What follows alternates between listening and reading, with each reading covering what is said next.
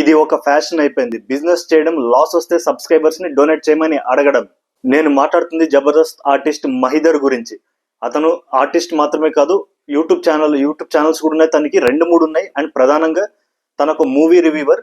And recent గా తన ఒక వీడియో అప్లోడ్ చేశాడు. అఫ్ కోర్స్ దాని తర్వాత డిలీట్ చేసి మళ్ళీ ఇంకొక వీడియో చేశాడు. ఆ డిలీట్ చేసిన వీడియోలో అతను అంటాడు, నేను 65 lakhs పెట్టి ఒక కెఫే ఓపెన్ చేశాను వైజాగ్ లో, అంటే కాఫీ షాప్ కెఫే. దానికి టోటల్ ఖర్చు 65 lakhs అయితే అందులో 40 to 45 lakhs తన ఓన్ సేవింగ్స్ నుంచి, అండ్ మిగతా 20-25 lakhs వచ్చేసి తను అప్పు తీసుకొచ్చాడు అని. ఇప్పుడు చూస్తే టోటల్ బిజినెస్ లాస్ లో ఉంది, కంప్లీట్ లాస్ అయిపోయింది. అండ్ అది లాస్ట్ ఇయర్ డిసెంబర్లోనే షట్ డౌన్ చేశారు. తను ఏమంటాడంటే, ఇప్పుడు నేను ఫుల్ అప్పులు అయిపోయినాయి, నా మొత్తం అమ్మేస్తాను, నా దగ్గర డబ్బులు లేవు, సో మీరు ఏమైనా హెల్ప్ చేస్తారా, డొనేట్ చేస్తారా అని తను అడుగుతున్నాడు. సో కేఫ్ అమ్మేసిన తర్వాత ఏదైతే దాంట్లో ఎక్విప్మెంట్స్ ఉంటాయో, కాస్ట్లీ ఎక్విప్మెంట్స్, అవన్నీ అమ్మేస్తే తనకు వచ్చిన డబ్బులట. తనే చెప్పినాడు, ఆ వీడియో డిలీట్ చేశాడు, 10 lakhs దాకా వచ్చిందంట. సో తన అప్పు ఇప్పుడు రఫ్లీ ఉంటే ఒక 10 to 15 lakhs ఉండాలి, లేదా మాక్సిమం అంటే 20 lakhs ఉండాలి. అసలు అతని లాస్ సబ్స్క్రైబర్స్ ఎందుకు భరించాలి? ఒకవేళ ప్రాఫిట్స్ వస్తే అదే సబ్స్క్రైబర్స్ కి షేర్ ఇస్తాడా? లేదు కదా.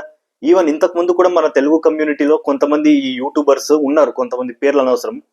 ఆ సమస్య ఉంది, ఈ సమస్య ఉంది, అక్కడ లాస్ వచ్చింది, ఇక్కడ లాస్ వచ్చింది, హెల్ప్ చేయండి, డొనేట్ చేయండి, nothing but just digital begging.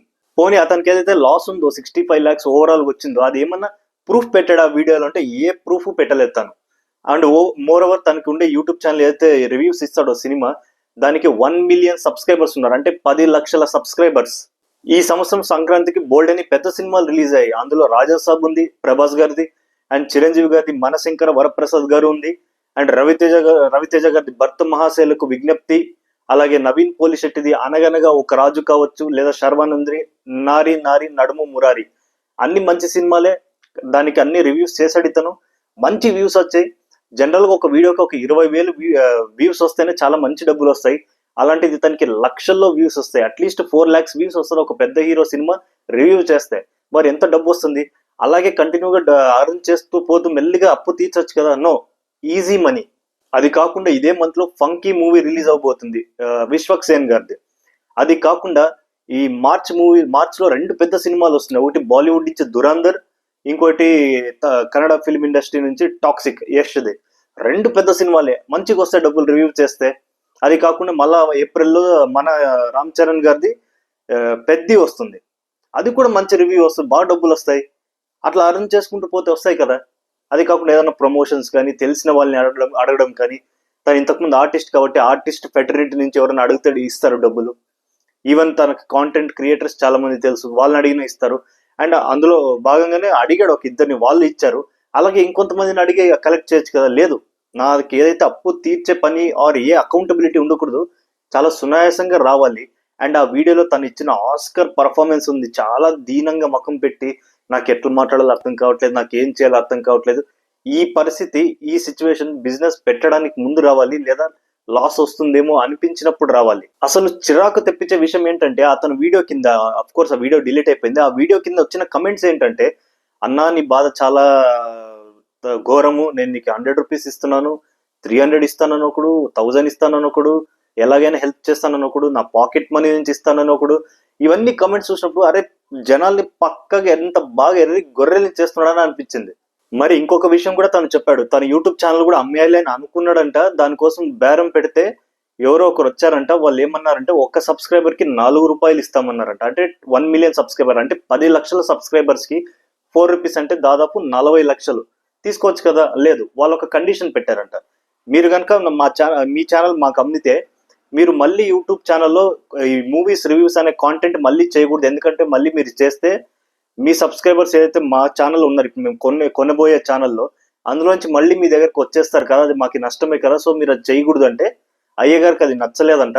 చాలా బాధగా ఫీల్ అయ్యాడు. నా మెయిన్ కాంటెంటే మూవీ రివ్యూస్, అందుకే నేను ఛానల్ డిలీట్ చేయాలని అమ్మాలి అని అనుకోవట్లేదు.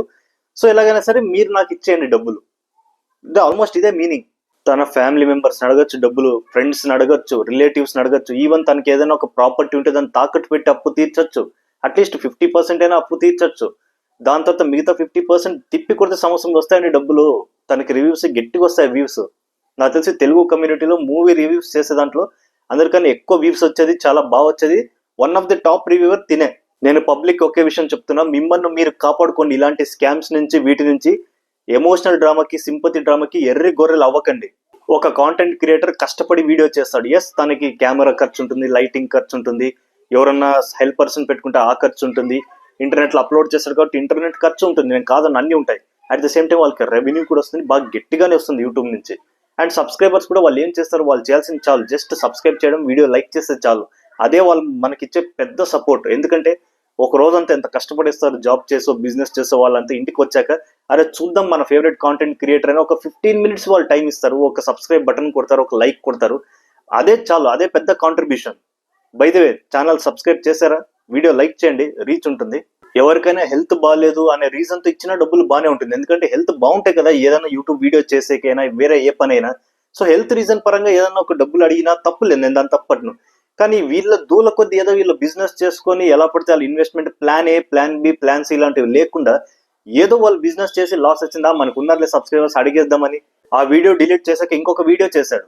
అందులో ఏమని చెప్పాడంటే, నాకు ఇంతకుముందు డిలీట్ చేసిన వీడియోలో నేను ఇచ్చిన బ్యాంక్ అకౌంట్ డీటెయిల్స్ అన్నిటికీ అమౌంట్ పంపించారు చాలా మంది, దాదాపు 1500 మెంబర్స్ పంపించారు, దాని నుంచి నాకు అమౌంట్ వచ్చింది 2,71,000 రూపీస్ వచ్చాయి, థ్యాంక్ యూ సో మచ్ అని చెప్పాడు. అది కాకుండా తెలుగు ఫ్యాటర్నిటీలో ఒక ఇద్దరు కాంటెంట్ క్రియేటర్స్, ఒకరు ₹1,00,000 ఇంకొకరు 50,000 ఇచ్చారంట. అంటే టోటల్ నాకు తెలిసి రఫ్లీ ఒక 24 hours తనకి 4,20,000 రూపీస్ వచ్చాయి. వావ్, పెద్ద అమౌంట్. అకౌంటబిలిటీ ఉందా? ఏమీ లేదు. తిరిగి కట్టాల్సిన పని ఉందా? ఏమీ లేదు. Just help. 1 day గ్యాప్ ఇచ్చి యూట్యూబ్ లో మళ్ళీ కాంటెంట్ క్రియేట్ చేస్తాను అన్నాడు. మరి కాంటెంట్ క్రియేట్ చేస్తాను అన్నప్పుడు ఛానల్ అమ్మాలి అనే థాట్ ఎందుకు వచ్చింది? ఇవన్నీ చెప్తున్నాను కదా, మొత్తం సింపతి డ్రామా.